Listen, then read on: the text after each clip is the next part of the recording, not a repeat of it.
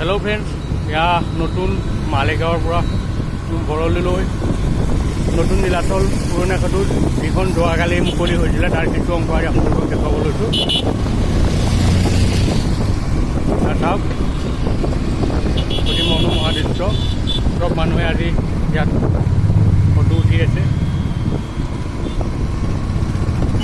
গুৱাহাটীৰ ভিতৰত আটাইতকৈ দীঘল উৰণীয়া সেতু এইখন।